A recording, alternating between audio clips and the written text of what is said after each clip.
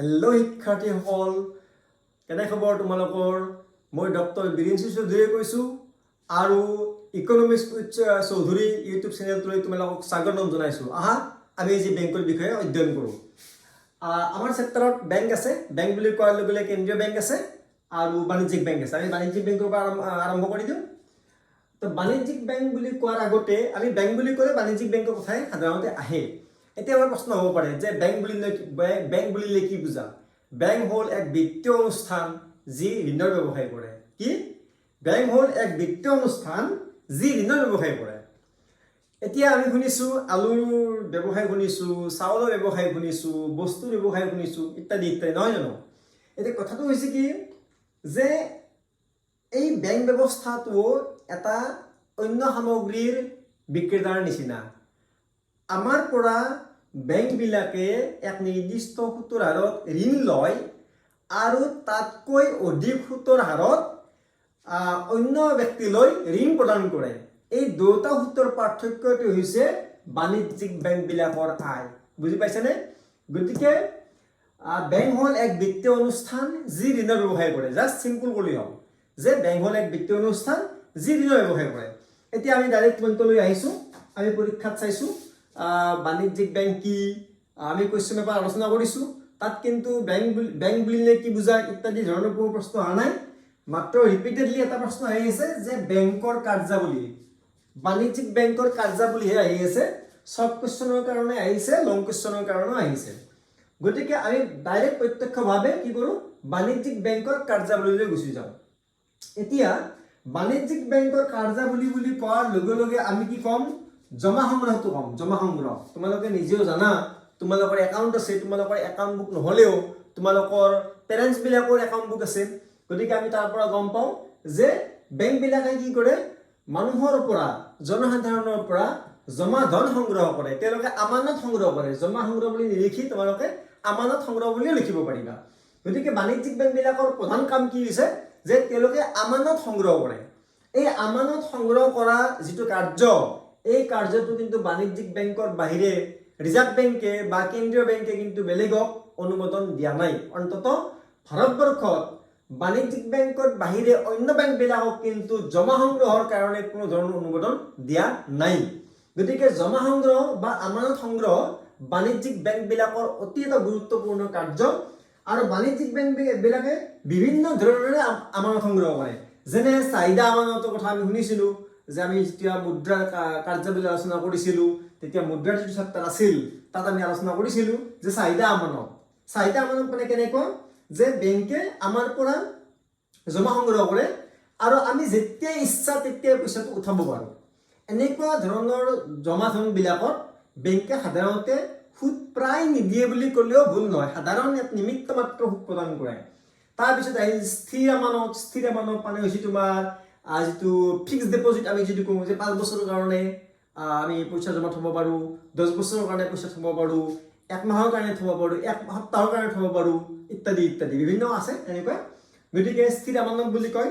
আমি যিটো জনপ্ৰিয় শব্দ ফিক্স ডিপজিট যিটো আমি কওঁ, যে ফিক্স ডিপজিটৰ ক্ষেত্ৰত এক নিৰ্দিষ্ট পৰিমাণৰ কি কৰা হয়, সুদ প্ৰদান কৰা হয়। তোমালোকে নিজে জানা, নাজানিলেও তোমালোকে বেংকবিলাকত যেতিয়া যাবা তেতিয়া চাবাচোন ছিনিয়ৰ চিটিজেনৰ কাৰণে, যি জ্যেষ্ঠ নাগৰিক আছে, জ্যেষ্ঠ নাগৰিক বা ছিনিয়ৰ চিটিজেনৰ কাৰণে 0.5% বা 0.25% অধিক সুদ প্ৰদান কৰা হয় জমা ধনৰ ওপৰত। গতিকে সেই কথা তোমালোকে জানা। তাৰপিছত এটা সঞ্চয় একাউণ্ট আছে। আমি ৰিকাৰিং কৰিব পাৰোঁ, আমি জমা ধন থ'ব পাৰোঁ, মাহে মাহে জমা থ'ব পাৰোঁ, 3 বছৰলৈ থ'লোঁ, 1 বছৰৰ কাৰণে থ'লোঁ, ইত্যাদি ইত্যাদি। গতিকে বিভিন্ন ধৰণে জমা সংগ্ৰহ কৰে আৰু যি প্ৰক্ৰিয়াৰে জমা সংগ্ৰহ কৰে প্ৰতিটো প্ৰক্ৰিয়াৰ সুতৰ হাৰটো বেলেগ বেলেগ হয়। অ'কে, জাষ্ট এনেকৈ চিম্পুল লিখিলেই হ'ল। তাৰপিছত আহিল ঋণ প্ৰদান। মই প্ৰথমতে কৈছিলোঁ যে বেংক হ'ল এক বিত্তীয় অনুষ্ঠান যি ঋণৰ ব্যৱসায় কৰে। অৰ্থাৎ আমাৰ পৰা সিহঁতে ঋণ লয়। ঋণ লৈ কি কৰে, সেই ঋণটো তেওঁলোকে বেলেগত বিক্ৰী কৰে, অৰ্থাৎ বেলেগ মানুহক ঋণ প্ৰদান কৰে।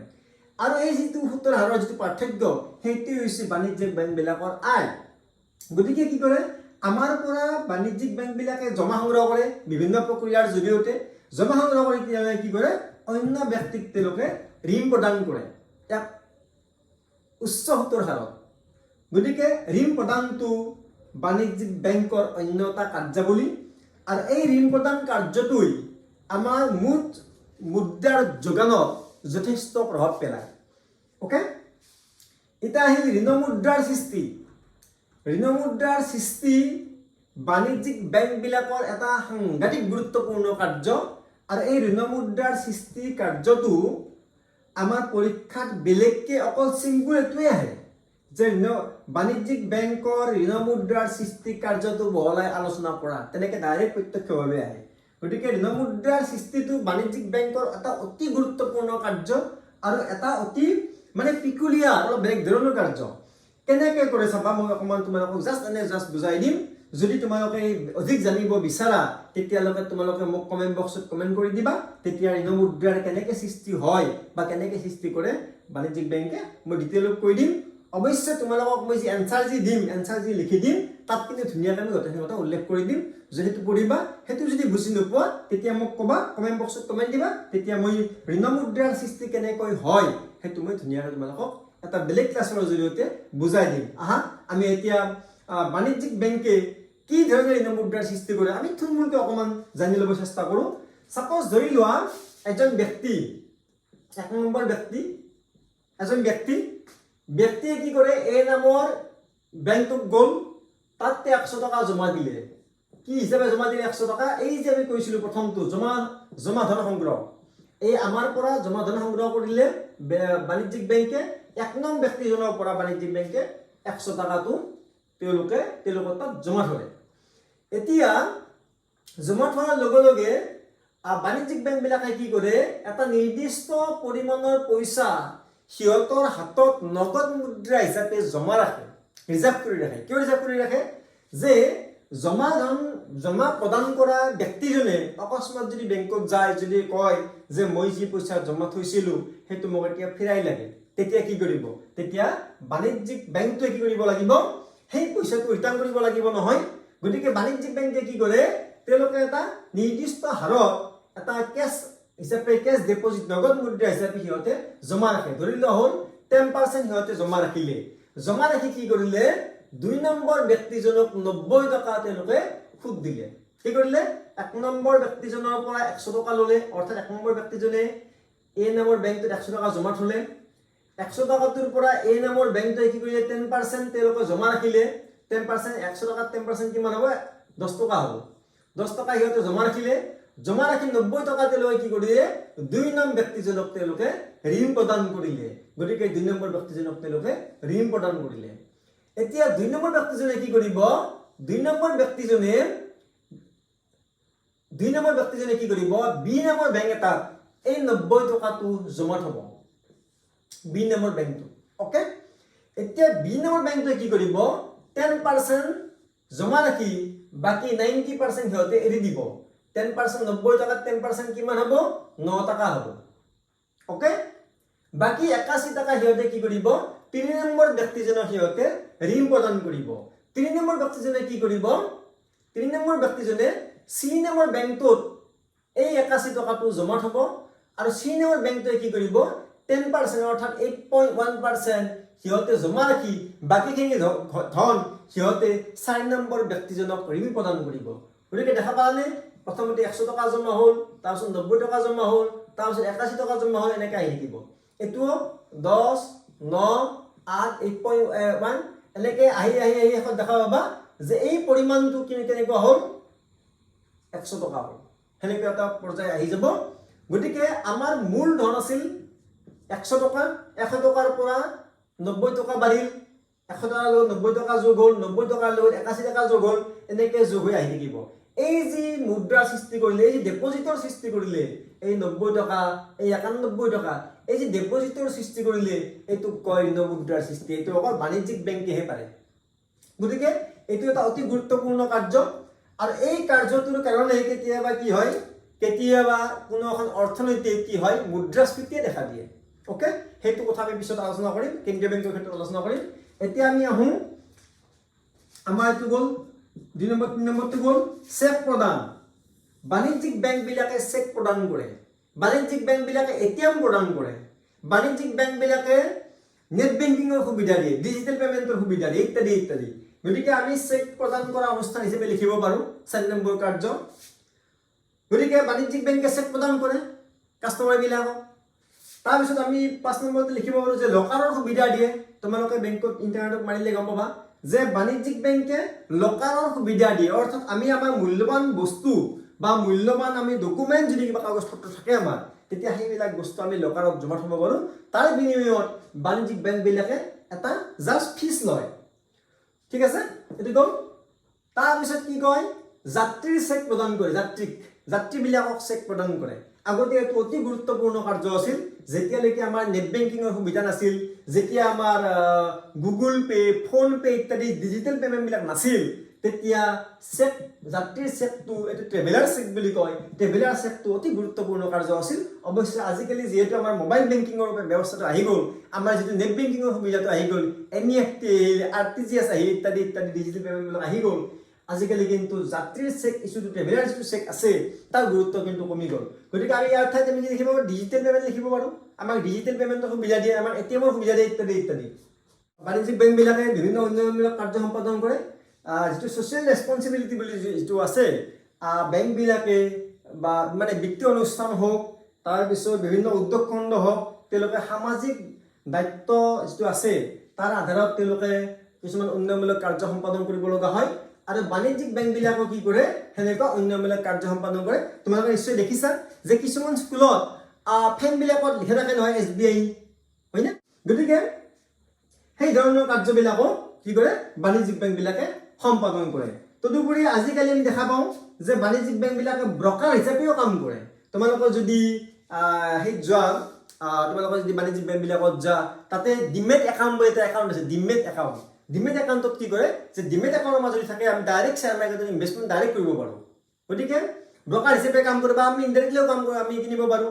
আজিকালি প্ৰাইভেট বাণিজ্যিক বেংকে কি কৰে, শ্বেয়াৰ মাৰ্কেটত ইনভেষ্টমেণ্ট কৰে, আমাৰ যিটো মিউচুৱেল ফাণ্ড বুলি কয়। গতিকে মিউচুৱেল ফাণ্ডৰ সুবিধা দিয়ে, আৰু মিউচুৱেল ফাণ্ডৰ সুবিধা দিয়াৰ বাবদ বাণিজ্যিক বেংকবিলাকে আমাৰ পৰা এটা কমিশ্যন খায়। সেইকাৰণে বাণিজ্যিক বেংকবিলাকক কি কোৱা হয় যে তেওঁলোকে ব্ৰকাৰ হিচাপেও কাম কৰে। এতিয়া মই পৰীক্ষা শিতানলৈ আহিছোঁ যে পৰীক্ষাত যদি আমাৰ 4 নম্বৰ থাকে, চাব 4 নম্বৰ আছে, আৰু সুধিছে যে বাণিজ্যিক বেংকৰ কাৰ্য বুলি আলোচনা কৰা, তেতিয়া তোমালোকে জাষ্ট প্ৰথমৰ পৰা 4টা লিখিলেই হ'ল।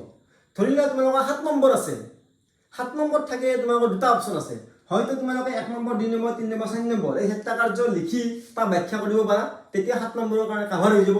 নতুবা তোমালোকে কাম কৰিব পাৰা, তোমালোকে অত্যন্ত চুটি কৈ 7টা তোমালোকে এনেকৈ লিখিব পাৰা, 1 number, 2 number, 3 number, 4 number, 5 number, 6 number, 7 number, এনেকৈ 7টা লিখিব পাৰা। তোমালোকে যদি মোৰ অপিনিয়ন সোধা, তেতিয়াহ'লে মই তোমালোকক কম, যদি 7 নম্বৰ থাকে তেতিয়াহ'লে 7টা পইণ্ট লিখি দিলে হ'ল। যদি 6 নম্বৰ থাকে 6টা পইণ্ট লিখিবা, 5 নম্বৰ থাকিলে 5টা পইণ্ট লিখিবা, 3 নম্বৰ থাকিলে 3টা পইণ্ট লিখিবা। অ'কে, যে বেংক আমি এতিয়া আহিলোঁ, আমি এতিয়া নেক্সট পৰ্যায়লৈ যাম, সেইটো হৈছে কেন্দ্ৰীয় বেংক। কেন্দ্ৰীয় বেংক আলোচনা কৰাৰ আগতে আমি জানিব বিচাৰিছোঁ যে কেন্দ্ৰীয় বেংকনো কি, যাক ইংৰাজীত কোৱা হয় চেণ্ট্ৰেল বেংক। কেন্দ্ৰীয় বেংকবিলাক হৈছে এপেক্স বেংক, মুৰব্বী বেংক।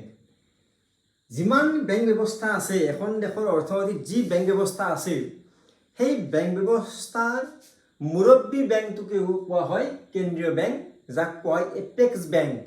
আৰু ভাৰতৰ ক্ষেত্ৰত তাৰ নাম কি, RBI, reserve bank of India. গতিকে ৰিজাৰ্ভ বেংক অফ ইণ্ডিয়া হৈছে ভাৰতৰ কেন্দ্ৰীয় বেংক, অৰ্থাৎ ভাৰতৰ কেন্দ্ৰীয় বেংকটোৰ নাম হৈছে ৰিজাৰ্ভ বেংক অফ ইণ্ডিয়া। ঠিক সেইদৰে আমেৰিকাৰ কেন্দ্ৰীয় বেংকটোৰ নাম হৈছে ফেডাৰেল বেংক। গতিকে এনেকুৱা কথা। এতিয়া কেন্দ্ৰীয় বেংকৰ আমি ডিটেইলত যোৱাৰ আগতে আমি কাৰ্যাৱলী আলোচনা কৰোঁ, কাৰণ পৰীক্ষাত ডাইৰেক্ট কাৰ্যাৱলীয়ে আহে। কেতিয়াবা আহে কেন্দ্ৰীয় বেংকৰ কাৰ্যাৱলী আলোচনা কৰা, আৰু কেতিয়াবা আহে ভাৰতীয় ৰিজাৰ্ভ বেংকৰ কাৰ্যাৱলী আলোচনা কৰা। গতিকে এই দুটা প্ৰশ্ন আহে। ইয়াৰ ভিতৰত আমি ৰিজাৰ্ভ বেংকৰ কথাটো কওঁ যে 1935 চনত ৰিজাৰ্ভ বেংক স্থাপন কৰা হৈছিল, সেইটো মনত ৰাখিলে হ'ল। বাকী কেন্দ্ৰীয় বেংকৰ কথা আমি আলোচনা কৰোঁ এতিয়া, যে কেন্দ্ৰীয় বেংকৰ কাৰ্যাৱলী। কেন্দ্ৰীয় বেংকৰ যিকেইটা কাৰ্যাৱলী আমি আলোচনা কৰিম, গোটেইকেইটা পিকুলিয়াৰ কাৰ্যাৱলী। কেনেকুৱা যে প্ৰথমতে নোট ছপা কৰে, নোট ছপা কৰা একচেটিয়া অধিকাৰ, মনোপলি ফাংচন, মনোপলি পাৱাৰ অকল কেন্দ্ৰীয় বেংকৰ হাতত থাকে। কেন্দ্ৰীয় বেংকৰ বাহিৰে কোনো বেংকে নোট ছপা কৰিব নোৱাৰে, সি ভাৰতৰে হওক, বাংলাদেশৰে হওক, পাকিস্তানৰে হওক, ভূটানৰে হওক বা আমেৰিকাৰে হওক, যিকোনো দেশৰ নোট ছপা কৰা অধিকাৰ অকল কেন্দ্ৰীয় বেংকক ন্যস্ত কৰা আছে। অ'কে, গতিকে আমি খাটালৈ লিখিলে হ'ল চুটিকে যে অকল কেন্দ্ৰীয় বেংকেহে নোট ছপা কৰিব পাৰে, অন্য কোনো বেংকে নোট ছপা কৰিব নোৱাৰে। সেই অধিকাৰটো কাকো দিয়া হোৱা নাই, অকল কেন্দ্ৰীয় বেংকক দিয়া হৈছে। অ'কে, ই হৈছে বেংকসমূহৰ বেংক। আমাৰ বেংক আছিল কোন? আমাৰ বেংক আছিল কমাৰ্চিয়েল বেংক বা বাণিজ্যিক বেংক। এই বাণিজ্যিক বেংকবিলাকৰ বেংকবিলাক কোন? সেইটো হৈছে কেন্দ্ৰীয় বেংক। বাণিজ্যিক বেংকৰ বেংক হৈছে কেন্দ্ৰীয় বেংক। অৰ্থাৎ আমি যিদৰে জমা ধন বাণিজ্যিক বেংকত জমা কৰোঁ, ঠিক সেইদৰে বেংকসমূহে ক'ত থয়? কেন্দ্ৰীয় বেংকত জমা ৰাখে। গতিকে বেংকৰ বেংক হৈছে কেন্দ্ৰীয় বেংক। আমি যেনেকৈ বাণিজ্যিক বেংকৰ পৰা ঋণ লওঁ, বাণিজ্যিক বেংকবিলাকে কেন্দ্ৰীয় বেংকৰ পৰা ঋণ লয়, তেনেকুৱা কথা। গতিকে ই বেংকসমূহৰ বেংক। ই চৰকাৰৰ বেংক, চৰকাৰৰ এজেণ্ট হিচাপে কাম কৰে, চৰকাৰৰ বেংক হিচাপে কাম কৰে। গতিকে চৰকাৰৰ যি লেনদেন আছে, গোটেই লেনদেন প্ৰক্ৰিয়াটো কাৰ তাতে কৰা হয়? কেন্দ্ৰীয় বেংকত কৰা হয়। অ'কে, এনেকৈ চুটিকৈ লিখিলেই হ'ব। কেন্দ্ৰীয় বেংক হৈছে বাণিজ্যিক বেংকৰ শেষ পৰ্যায়ৰ ঋণদাতা, দ্য লাষ্ট ৰিজৰ্ট, সেই আশ্ৰয়স্থল তাৰ বাণিজ্যিক বেংকবিলাকৰ। বাণিজ্যিক বেংকবিলাকে যদি আৰ্থিক সমস্যাত ভোগে, যদি সকলোতে ঋণ লোৱা ৰাস্তাবিলাক বন্ধ হৈ যায়, তেতিয়া বাণিজ্যিক বেংকবিলাকে কেন্দ্ৰীয় বেংকৰ ওচৰ চাপিব পাৰে। অৱশ্যে সাধাৰণতে বাণিজ্যিক বেংকবিলাকে শেষ পৰ্যায়ৰ ঋণদাতা হিচাপে কেন্দ্ৰীয় বেংকৰ ওচৰ নাচাপে, কাৰণ তেতিয়া কি হয়? বেংকটোৰ প্ৰতি যিটো আস্থা বা নিষ্ঠা, কেন্দ্ৰীয় বেংকৰ সেই বাণিজ্যিক বেংকটোৰ প্ৰতি যি আস্থা আৰু নিষ্ঠা, সেইটো হেৰাই যায়। সেই ভয়তে নাযায়, সেই ভয়তে ঋণ ল'ব নাযায়। কিন্তু উপায় নাপালে শেষ পৰ্যায়ৰ ঋণদাতা হিচাপে তেওঁলোকে কি কৰে? কেন্দ্ৰীয় বেংকত ওচৰ চাপে। এতিয়া আহিছোঁ যে ঋণ মুদ্ৰাৰ নিয়ন্ত্ৰণ। আমি বাণিজ্যিক বেংকত আলোচনা কৰিছিলোঁ যে বাণিজ্যিক বেংকবিলাকৰ এটা সাংঘাতিক কাৰ্য আছে, যে তেওঁলোকে ঋণ মুদ্ৰাৰ সৃষ্টি কৰিব পাৰে। গতিকে এতিয়া ধৰা হ'ল যে অৰ্থনৈতিক মুদ্ৰাস্ফীতিয়ে দেখা দিছে। গতিকে মুদ্ৰাস্ফীতি দেখা দিলেও বাণিজ্যিক বেংকবিলাকে কিন্তু তাৰ প্ৰতি একদম কনচাৰ্ণ নহয়, তেওঁলোকৰ লাভৰ প্ৰতি কনচাৰ্ণ। গতিকে তেনেকুৱা অৱস্থাত যদি বাণিজ্যিক বেংকবিলাকে আৰু ঋণ মুদ্ৰাৰ সৃষ্টি কৰে, তেতিয়া কি হ'ব? দেশত মুদ্ৰাৰ যোগানটো বাঢ়ি যাব, আৰু মুদ্ৰাৰ যোগান বাঢ়াৰ লগে লগে সি আকৌ কি কৰিব? মুদ্ৰাস্ফীতিত অৰিহণা যোগাব। গতিকে তেনেকুৱা অৱস্থাত বাণিজ্যিক বেংকৰ যি ঋণ দান কৰা ক্ষমতা বা ঋণ মুদ্ৰা সৃষ্টি কৰাৰ যিটো ক্ষমতা, সেই ক্ষমতাটো নিয়ন্ত্ৰণ কৰিব লগা হয়। আৰু নিয়ন্ত্ৰণটো কোনে কৰিব পাৰে? অকল কোনে কৰে? কেন্দ্ৰীয় বেংকেহে পাৰে। তাৰপিছত কি কৰে? সি বৈদেশিক মুদ্ৰাৰ বিনিময় হাৰ নিৰ্ধাৰণ কৰে। আমি ধৰি লোৱা হ'ল যে এনেকুৱা এটা হ'ল যে আমাৰ ৰেট এনেকুৱা যে ₹80 সমান $1। ধৰি ল'লোঁ, আমি ধৰি লোৱাৰ কাৰণে কৰিছোঁ যে 80 টকা সমান $1 সমান। এতিয়া এইটো চেঞ্জ কৰিব পাৰে ইচ্ছাকৃতভাৱে। কাই পাৰে? অকল কেন্দ্ৰীয় বেংকে পাৰে। এনেকুৱা কৰিব পাৰে যে 70 টকা ইকুৱেল টু $1, এনেকুৱা কৰিব পাৰে। এতিয়া অৰ্থনৈতিক ইয়াৰ প্ৰভাৱ পৰিব, ৰিজাৰ্ভক প্ৰভাৱ থাকিব পাৰে, যোগানক প্ৰভাৱ থাকিব পাৰে, সেইটো কথা বেলেগ। কিন্তু এই ক্ষমতাটো, এই যিটো আমাৰ বৈদেশিক মুদ্ৰা থাকে, বৈদেশিক মুদ্ৰা যেতিয়া আমি সলনি কৰোঁ, তেতিয়া এটা ৰেট থাকে। এই ৰেট দুইধৰণে নিৰ্ধাৰিত হয়। একে নহয় অপেন বজাৰ, মুক্ত বজাৰত দৰাদৰিৰ জৰিয়তে হয়, চাহিদা আৰু যোগানৰ জৰিয়তে। নতুবা কি হয় যে কেন্দ্ৰীয় বেংকে পাৰে, ইচ্ছা কৰিলে পাৰে। গতিকে সাধাৰণতে কেন্দ্ৰীয় বেংকে আজিৰ যি বজাৰকেন্দ্ৰিক অৰ্থনীতি, কিন্তু কেন্দ্ৰীয় বেংকে সাধাৰণতে বৈদেশিক মুদ্ৰাৰ বিনিময় হাৰত সিমান এটা মাথা মাৰি নাথাকে, বজাৰক সম্পূৰ্ণভাৱে এৰি দিয়ে। গতিকে বজাৰে নিৰ্ণয় কৰে।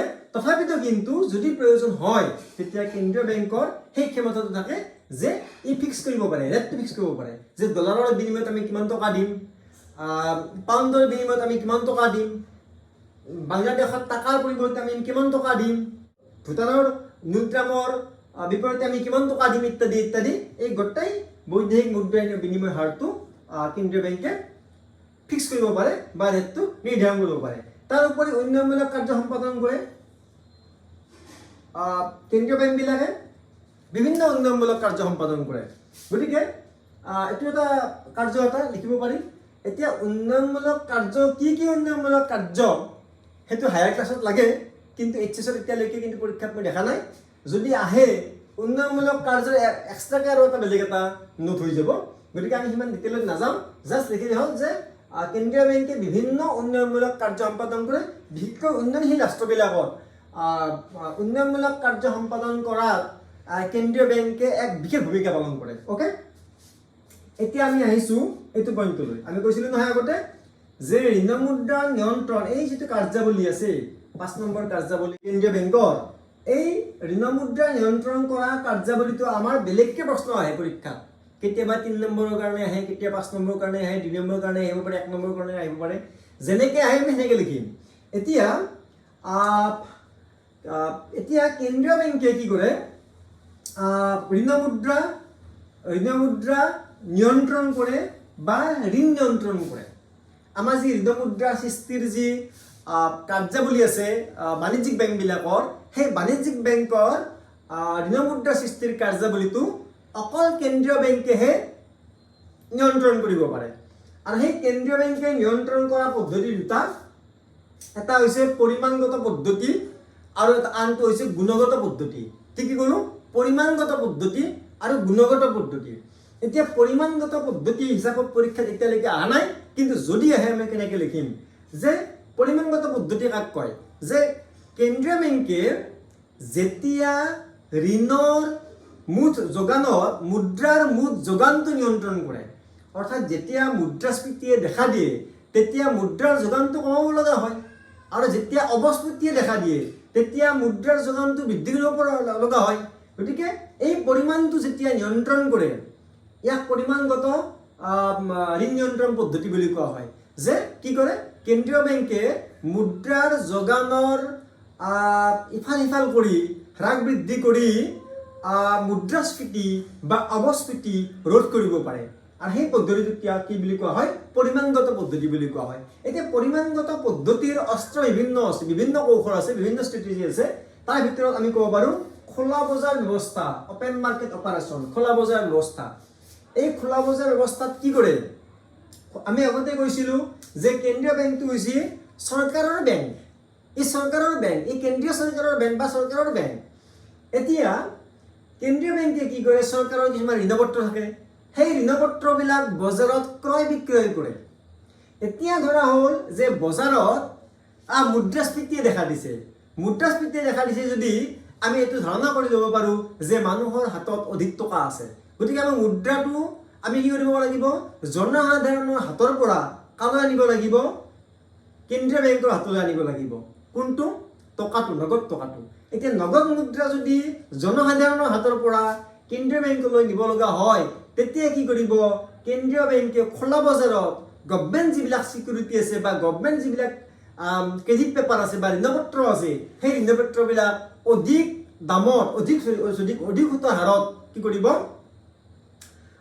জনসাধাৰণৰ মাজত বিক্ৰী কৰিব গতিকে অধিক লাভৰ আশাত জনসাধাৰণে কি কৰিব তেওঁলোকে ঋণপত্ৰবিলাক কিনিব কেন্দ্ৰীয় বেংকৰ পৰা ঋণপত্ৰবিলাক কিনাৰ লগে লগে জনসাধাৰণৰ হাতৰ পৰা নগদ মুদ্ৰাটো কাৰ হাতলৈ গুচি যাব ক্ৰয় ক্ষমতাটো চিধাই কেন্দ্ৰীয় বেংকলৈ গুচি যাব ইয়াৰ ফলত কি হ'ব বজাৰত মুঠ যোগানৰ পৰিমাণটো কমি যাব কিহৰ যোগানৰ পৰিমাণটো মুদ্ৰাৰ যোগানৰ পৰিমাণটো কমি যাব আৰু মুদ্ৰাৰ যোগানৰ পৰিমাণটো কমি যোৱাৰ লগে লগে মানুহৰ ক্ৰয় ক্ষমতা হ্ৰাস পাব ক্ৰয় ক্ষমতা হ্ৰাস পালে চাহিদা কমিব আৰু চাহিদা কমিলে কি হ'ব মুদ্ৰাস্ফীতিটো হ্ৰাস হ'ব এতিয়া আমি উল্টাটো কৰোঁ কি উল্টা যে যদিহে বজাৰত অৱস্ফীতিয়ে দেখা দিয়ে অৰ্থাৎ মানুহৰ যদি ক্ৰয় ক্ষমতা যদি বাঢ়ি যায় কিন্তু মানে কি হয় মানুহৰ যদি এনেকুৱা হয় যে বজাৰত চাপ'জ সামগ্ৰীবিলাকৰ দাম নিম্নগামী হৈছে মুদ্ৰাৰ মূল্যটো বহুত বেছি বাঢ়ি গৈছে মানুহে কিনিব বিচৰা নাই তেতিয়া কি কৰিব কেন্দ্ৰীয় বেংকে তেওঁলোকৰ এই যি ঋণপত্ৰ থাকে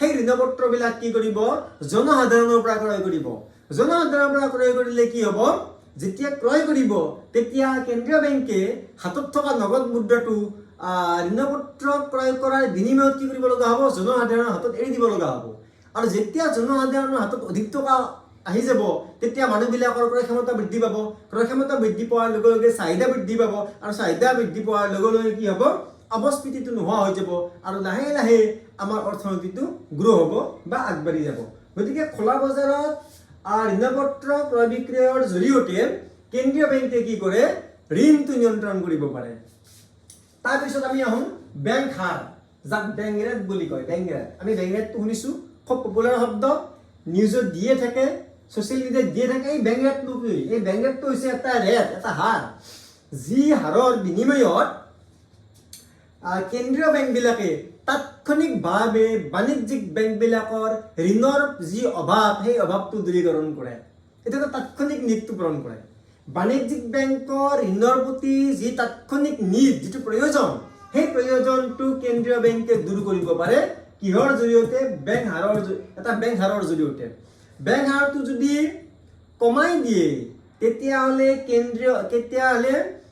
বাণিজ্যিক বেংকবিলাকে অধিক ঋণ ল'ব আৰু যদি বেংক ৰেটটো যদি বঢ়াই দিয়ে তেতিয়া কমকৈ ঋণ ল'ব কাৰণ যদি বেংক ৰেটটো বঢ়াই দিয়ে তেতিয়া ঋণ লোৱাটো খৰচী হ'ব আৰু বেংক ৰেটটো যদি কমাই দিয়ে তেতিয়া সস্তা হ'ব ঋণবিলাক যিহেতু বাণিজ্যিক বেংকবিলাকে তাৎক্ষণিকভাৱে প্ৰয়োজন হোৱাকৈ কেন্দ্ৰীয় বেংকৰ পৰা ঋণ ল'ব পাৰে আৰু সেই ঋণ দিয়াৰ বাবদ কেন্দ্ৰীয় বেংকবিলাকে এক নিৰ্দিষ্ট পৰিমাণৰ সুত লয় সেইটো সুত বুলি কোৱা নাযায় তাক কয় বেংক ৰেট বুলি কয় গতিকে বেংক ৰেটটো উঠা নমা কৰি কেন্দ্ৰীয় বেংকে বেংক ৰেটৰ পৰিমাণটো উঠা নমা কৰি কি কৰে ঋণ মুদ্ৰাটো নিয়ন্ত্ৰণ কৰে যদি সেই বেংক ৰেটটো হাই হৈ যায় উচ্চ হৈ যায় তেতিয়া বাণিজ্যিক বেংকবিলাকে কেন্দ্ৰীয় বেংকৰ পৰা ঋণ ল'বলৈ অসুবিধা হ'ব খৰচী হ'ব গতিকে সিহঁতে ঋণ লোৱাটো বন্ধ কৰি দিব আৰু ঋণ বন্ধ কৰিলে যেতিয়া বাণিজ্যিক বেংকে ঋণ নাপাব তেতিয়া সিহঁতে জনসাধাৰণক ঋণ প্ৰদান কৰিব নোৱাৰিব আৰু কেতিয়াবা কি হ'ব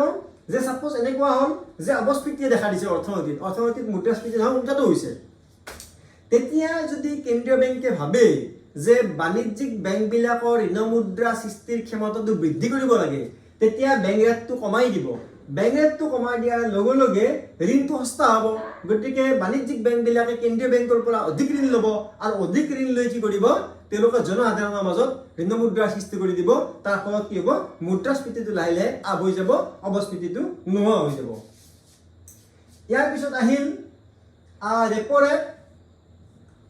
ৰেপ ৰেট মানে কেনেকুৱা যে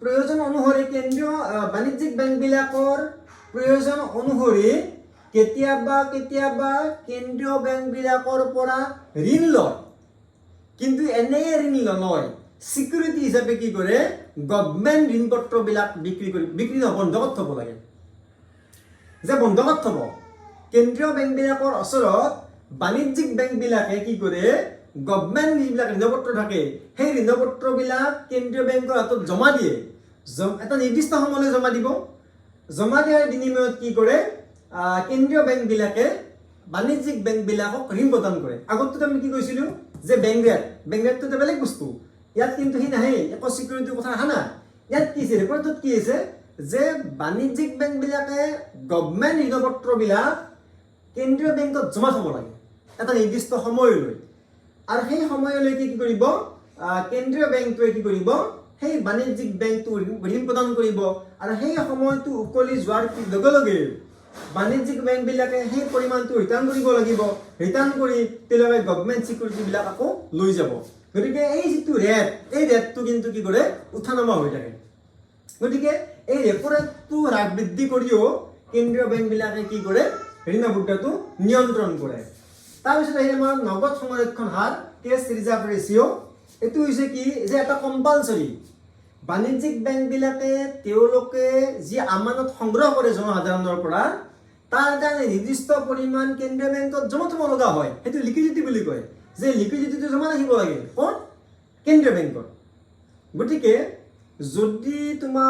যদিহে অৰ্থনীতিত মুদ্ৰাস্ফীতিয়ে দেখা দিছে তেতিয়াহ'লে ৰেপ ৰেটটো কি কৰিব উল্টা হ'ব ৰেপ ৰেটটো কি হ'ব যদি মুদ্ৰাস্ফীতি হয় তেতিয়া নগদ সংৰক্ষণৰ হাৰটো বাঢ়ি যাব অৰ্থাৎ বাণিজ্যিক বেংকবিলাকে এক বৃহৎ পৰিমাণৰ ধন কেন্দ্ৰীয় বেংকৰ হাতত জমা দিব লাগিব আৰু তেতিয়া বাণিজ্যিক বেংকবিলাকৰ কি হ'ব ঋণদান ক্ষমতাটো কমি যাব আৰু যদি উল্টাটো হয় নগদ সংৰক্ষণ হাৰটো যদি কমি যায় তেতিয়া বাণিজ্যিক বেংকৰ হাতত অধিক টকা থাকিব তেওঁলোকে কম পৰিমাণৰ টকা কেন্দ্ৰীয় বেংকৰ হাতত জমা দিলেই হ'ব আৰু তেতিয়া বাণিজ্যিক বেংকবিলাকৰ হাতত অধিক টকা থাকি যাব আৰু অধিক টকা থাকিলে তেওঁলোকে মানুহবিলাকক জনসাধাৰণক অধিক ঋণ দিব পাৰিব সেই থাকিল তাৰপিছত আহিল বিধিগত তাৰল্য অনুপাত স্টেটুটৰী লিকুইডিটি ৰেচিঅ' অৰ্থাৎ বাণিজ্যিক বেংকবিলাকত যি লিকুইডিটি এছেট থাকে সেই লিকুইডিটি এছেটৰ এটা নিৰ্দিষ্ট পৰিমাণ কেন্দ্ৰীয় বেংকত জমা থবই লাগিব। এইটো এটা ষ্টেটুটৰী বিধি, এইটো এটা। গতিকে এই বিধিৰ জৰিয়তে কেন্দ্ৰীয় বেংকে কি কৰে, ঋণমুদ্ৰা সৃষ্টিৰ যিটো ক্ষমতা বাণিজ্যিক বেংকৰ সেইটো নিয়ন্ত্ৰণ কৰে। আমি এটা গুণগত পদ্ধতি আলোচনা কৰিম। গুণগত পদ্ধতি মানে কেন্দ্ৰীয় বেংকবিলাকে প্ৰত্যক্ষভাৱে মুদ্ৰাৰ যোগানটো নিয়ন্ত্ৰণ নকৰে, কি কৰে, পৰোক্ষভাৱে নিয়ন্ত্ৰণ কৰে। ছাপ'জ বাণিজ্যিক বেংকবিলাকে য'তে ত'তে ঋণ দি আছে, তেতিয়া কি কৰিব পাৰে, কেন্দ্ৰীয় বেংকবিলাকে বাণিজ্যিক বেংকবিলাকক বা জনসাধাৰণক আপিল কৰাৰ জৰিয়তে বা অন্যান্য পদ্ধতিৰ জৰিয়তে ঋণটো অনুৎপাদনশীল ক্ষেত্ৰৰ পৰা উৎপাদনশীল ক্ষেত্ৰলৈ হস্তান্তৰিত কৰিব পাৰে। যেনে মাৰ্জিন ৰিকুৱাৰমেণ্টটো প্ৰত্যক্ষভাৱে ঋণ নিয়ন্ত্ৰণ নকৰে। এতিয়া মাৰ্জিন ৰিকুৱাৰমেণ্টটো কাক কয়? মাৰ্জিন ৰিকুৱাৰমেণ্টটো কয়, ছাপ'জ মোক 10 লাখ টকা ঋণ লাগে, 10 লাখ টকা মোক ঋণ লাগে হাউচ ৰেণ্ট। ছাপ'জ হাউচ এটা মই কিনিম, ফ্লেট এটা মই হাউচ কিনিম, ঠিক আছে। এই হাউচটো, এই ঘৰটোৰ দাম 10 লাখ টকা, অ'কে। এতিয়া ইয়াৰ মূল্য 10 লাখ টকা, কিন্তু বেংকে মোক কি কৰিছে, 8 লাখ টকাহে দিব, 8 লাখ টকাহে ঋণ দিব, বাকী 2 লাখ টকাটো মই নিজে মেনেজ কৰিব লাগিব। এইটোক কয় মাৰ্জিন ৰিকুৱাৰমেণ্ট বা মাৰ্জিন মানি। মাৰ্জিন মানি কিমান? 2 লাখ টকা। ফ্লেটটো বা ঘৰটোৰ একচুৱেল ভেলু কিমান? 10 লাখ টকা। বেংকে কিমান দিব? 8 লাখ টকাহে দিব, 2 লাখ টকা মই পকেটৰ পৰা দিব লাগিব। এই যিটো 2 লাখ টকা, ইয়াক কয় মাৰ্জিন ৰিকুৱাৰমেণ্ট, পৰিমাণটো, আৰু টকাটোক ক'ব মাৰ্জিন মানি, অ'কে। গতিকে এতিয়া যদি বেংকে যদি 10ৰ ভিতৰত 10 লাখ টকা ঋণ দিলেহেঁতেন, তেতিয়া 2 লাখ টকা ঋণ বাঢ়ি গ'লহেঁতেন। কিন্তু কেন্দ্ৰীয় বেংকে ইয়াত এটা ষ্ট্ৰেটেজি এডপ্ট কৰিছে, এটা কৌশল অৱলম্বন কৰিছে, যে কি কৰিছে, যে 2 লাখ টকা মাৰ্জিন মানি দিব লাগিব। গতিকে 8 লাখ টকাহে ঋণ দিব পাৰিলে বাণিজ্যিক বেংকবিলাকে, কাৰণ কেন্দ্ৰীয় বেংকে কেপ লগাই থৈছে যে 2 লাখ টকা পকেটৰ পৰা দিব লাগিব কনজিউমাৰজনে বা উপভোক্তাজনে বা ঋণ গ্ৰহণ কৰোঁতাজনে। এতিয়া ইয়াৰ পৰিমাণটো হ্ৰাস বৃদ্ধি কৰি কেন্দ্ৰীয় বেংকে কি কৰিব পাৰে, ঋণমুদ্ৰা নিয়ন্ত্ৰণ কৰিব পাৰে। আৰু এটা আছে কটা, যে এক নিৰ্দিষ্ট পৰিমাণৰ ঋণটো দিয়াটো কম্পালচৰি কৰিব পাৰে। কেন্দ্ৰীয় বেংকে বাণিজ্যিক বেংকবিলাকক ক'ব পাৰে, নিৰ্দেশ দিব পাৰে, যে আপোনালোকে অমুকটো শিতানত ইমান পৰিমাণৰ ঋণ প্ৰদান নকৰিব। অৰ্থাৎ যদি কটাটো যদি থাকে যে 5 লাখৰ ওপৰত আপোনালোকে ঋণ প্ৰদান নকৰিব, কোনোবা এটা চেক্টৰ, নিৰ্দিষ্ট এটা ক্ষেত্ৰত বাণিজ্যিক বেংকবিলাকে মেক্সিমাম সৰ্বোচ্চ কিমান পৰিমাণৰ ঋণ দিব পাৰে তাৰ আগতে এটা নিৰ্ধাৰণ কৰি থ'ব পাৰে, মেক্সিমাম সীমা এটা, কেন্দ্ৰীয় বেংকবিলাকে, ঠিক আছে। তাৰপিছত নৈতিক আহ্বান, জনসাধাৰণক আহ্বান কৰিব পাৰে যে আপোনালোকে প্ৰডাক্টিভ কামত ঋণ নল'ব। বাণিজ্যিক বেংকবিলাকক আহ্বান কৰিব পাৰে যে আপোনালোকে প্ৰডাক্টিভ ক্ষেত্ৰলৈ ঋণ প্ৰদান কৰিব, আনপ্ৰডাক্টিভ ক্ষেত্ৰত ঋণ প্ৰদান নকৰিব। অৰ্থাৎ অনুৎপাদনশীল ক্ষেত্ৰলৈ ঋণ প্ৰদান নকৰিব, অকল প্ৰডাক্টিভ ক্ষেত্ৰত, উৎপাদনশীল ক্ষেত্ৰতহে ঋণ প্ৰদান কৰিব, ইত্যাদি ইত্যাদি। নতুবা বাণিজ্যিক বেংকবিলাকক এটা বিজ্ঞাপনৰ জৰিয়তে ক'ব পাৰে, বিজ্ঞাপন দিব পাৰে কেন্দ্ৰীয় বেংকবিলাকে, মিডিয়াৰ সহায় ল'ব পাৰে, নিউজ পেপাৰৰ সহায় ল'ব পাৰে, ইত্যাদি ইত্যাদি। এতিয়া আমি আহিছোঁ যে প্ৰশ্নোত্তৰ শিতানলৈ। আমি এতিয়ালৈকে আমাৰ যিমানখিনি প্ৰশ্ন পৰীক্ষাত আহিল সেই কথাবিলাক আমি আজি ইয়াৰ পাছত আলোচনা কৰিম। মৰমৰ শিক্ষাৰ্থীসকল, এতিয়ালৈকে বেংকৰ আমি ইতিমধ্যে তোমালোকক এই প্ৰশ্নৰ উত্তৰবিলাক লিখি দিছোঁ মুদ্ৰাত। বেংকৰবিলাক এতিয়ালৈকে দিয়া নাই, কিন্তু বেংকৰ কথাবিলাক আমি এতিয়া আলোচনা কৰিম। এটা প্ৰশ্ন আহিছে 2012 চনত ভাৰতবৰ্ষত কাগজী মুদ্ৰা প্ৰচলন কৰা মুদ্ৰণ কৰ্তৃপক্ষটোৰ নাম লিখা। এইটো মই উত্তৰটো দি দিম, তোমালোকক কওঁ আৰু তথাপিতো ৰিজাৰ্ভ বেংক অফ ইণ্ডিয়া বা ভাৰতীয় ৰিজাৰ্ভ বেংক। তাৰপিছত নগদ জমা অনুপাত কি, যিটো কেছ ৰিজাৰ্ভ ৰেচিঅ', যে বাণিজ্যিক বেংকবিলাকে তেওঁলোকৰ আমানতৰ এটা নিৰ্দিষ্ট পৰিমাণ কেন্দ্ৰীয় বেংকত জমা থ'ব লাগে। এইটো এটা ষ্টেটুটৰী, এইটো কম্পালচৰি, গতিকে এইটো বাধ্যবাধকতা। আৰু সেইটোক কি বুলি কোৱা হয়? কেছ ৰিজাৰ্ভ ৰেচিঅ' বুলি কোৱা হয় বা নগদ জমা অনুপাত বুলি কোৱা হয়। যে মুঠ জমা ধনৰ কিমান শতাংশ কেন্দ্ৰীয় বেংকত জমা ৰাখিব লাগিব বাণিজ্যিক বেংকবিলাকে, সেইটো কেন্দ্ৰীয় বেংকে মাজে মাজে নিৰ্ধাৰণ কৰে, আৰু সেইটোকে কোৱা হয় কেছ ৰিজাৰ্ভ ৰেচিঅ' বা নগদ জমা ধনৰ হাৰ। ইয়াৰ পিছত আহিছে বেংক হাৰ। কি বেংক হাৰ? আমি কৈছোঁ যে যদি কোনো বাণিজ্যিক বেংকক ইমিডিয়েটলি ঋণ লগা হয়, এক নিৰ্দিষ্ট সুতৰ হাৰত বাণিজ্যিক বেংকবিলাকক কেন্দ্ৰীয় বেংকে ঋণ প্ৰদান কৰে, আৰু সেই নিৰ্দিষ্ট সুতৰ হাৰটোক কি বুলি কোৱা হয়? বেংক ৰেট বুলি কোৱা হয়। ইয়াক সুতৰ হাৰ বুলি, ৰেট অফ ইণ্টাৰেষ্ট বুলি কোৱা নহয় সাধাৰণতে। এক নিৰ্দিষ্ট হাৰত বাণিজ্যিক বেংকবিলাকক ঋণ প্ৰদান কৰে, আৰু সেই হাৰটোক কোৱা হয় বেংকৰ হাৰ। আৰু এটা হৈছে 2020 চনত হৈছে শেষ বা অন্তিম সময়ৰ ঋণদাতা বুলি কাক কোৱা হয়? কেন্দ্ৰীয় বেংকবিলাকক কোৱা হয়। আৰু যদি ভাৰতৰ ক্ষেত্ৰত আহে ভাৰতীয় ৰিজাৰ্ভ বেংক হ'ব। হাৰ আৰু নগদ সংৰক্ষণ অনুপাতৰ সংজ্ঞা। বেংক হাৰ আৰু নগদ সংৰক্ষণ অনুপাতৰ সংজ্ঞা দিয়া অলৰেডি আমি কৈছোঁ, বেলেগ বেলেগকৈ কৈছিলোঁ, সেইটো উত্তৰ লিখিলেই হ'ব। তাৰপিছত আকৌ এটা আহিছে 2012 চনত যে ভাৰতীয় ৰিজাৰ্ভ বেংকে ব্যৱহাৰ কৰা মৌদ্ৰিক নীতিৰ আহিলাসমূহ কি কি? যিকোনো দুটা ব্যাখ্যা কৰা। এটা মৌদ্ৰিক নীতি বুলি কোৱাৰ লগে দুটা আছে, এটা হৈছে গুণগত পদ্ধতি, আনটো হৈছে পৰিমাণগত পদ্ধতি। আমি ইতিমধ্যে আলোচনা কৰিছিলোঁ, তাৰপৰা যিকোনো দুটা লিখিলেই হ'ব। তাৰপিছত 2014 আহিছে, 16 আহিছে ভাৰতীয় ৰিজাৰ্ভ বেংকৰ কাৰ্যাৱলী ব্যাখ্যা কৰা। আমি যি আলোচনা কৰিলোঁ সেইবিলাক আছিল কেন্দ্ৰীয় বেংকৰ কাৰ্যাৱলী, কিন্তু পৰীক্ষাত যদি ভাৰতীয় ৰিজাৰ্ভ বেংকৰ কাৰ্যাৱলী আহে তেতিয়া তোমালোকে কেন্দ্ৰীয় বেংকৰ ঠাইত, নামটোৰ ঠাইত তোমালোকে এতিয়া ভাৰতীয় ৰিজাৰ্ভ বেংক বুলি লিখিব লাগিব, বাকীখিনি চব হ'বও একে। তাৰপিছত আহিছে 2015, 16, 17 আহিছে বাণিজ্যিক বেংকৰ যিকোনো 4টা কাৰ্য চমুকৈ ব্যাখ্যা কৰা। ইতিমধ্যে আমি এইটো আলোচনা কৰিছোঁ, তোমালোকক নোটো দিয়া হৈ গৈছে। তাৰপিছত আকৌ আহিছে 2018 চনত যে ভাৰতীয় ৰিজাৰ্ভ বেংক RBI যিকোনো 4টা কাৰ্য চমুকৈ ব্যাখ্যা কৰা। আমাৰ কেন্দ্ৰীয় বেংকৰ কাৰ্যাৱলী আমি আলোচনা কৰিলোঁ, সেইবিলাক লিখিলেই হ'ব। যেনে আমি কি? নোট ছপা কৰা অধিকাৰ, বেংকসমূহৰ বেংক, চৰকাৰৰ বেংক, তাৰপিছত এই বৈদেশিক বাণিজ্যৰ বিনিময় হাৰটো নিৰ্ণয় ইত্যাদি ইত্যাদি এনেকৈ 4টা লিখিলে হ'ব। তাৰপিছত আকৌ আহিছে 2022 চনত আহিছে এইবাৰ পৰীক্ষাত যে কেন্দ্ৰীয় বেংকৰ মুখ্য কাৰ্য 4টা আলোচনা কৰা, সেইটো লিখিব লাগিব। আৰু এটা আহিছে যে বাণিজ্যিক বেংকে কেনেদৰে ঋণ সৃষ্টি কৰে ব্যাখ্যা কৰা। আমি ইতিমধ্যে আলোচনা কৰিছিলোঁ, আৰু যদি তোমালোকৰ প্ৰয়োজন হয় তেতিয়া ইয়াৰ কাৰণে ছেপাৰেটকৈ মই এটা ক্লাছ ল'ম। কিন্তু তোমালোকৰ এটা কথা, তোমালোকৰ জ্ঞাতাৰ্থে কৈ থওঁ যে যিহেতু 2022 চনত কেন্দ্ৰীয় বেংকৰ 4টা কাৰ্য আহিছে, মই ভাবোঁ 2023 চনত নিশ্চয় বাণিজ্যিক বেংকৰ কাৰ্যাৱলী আহিব।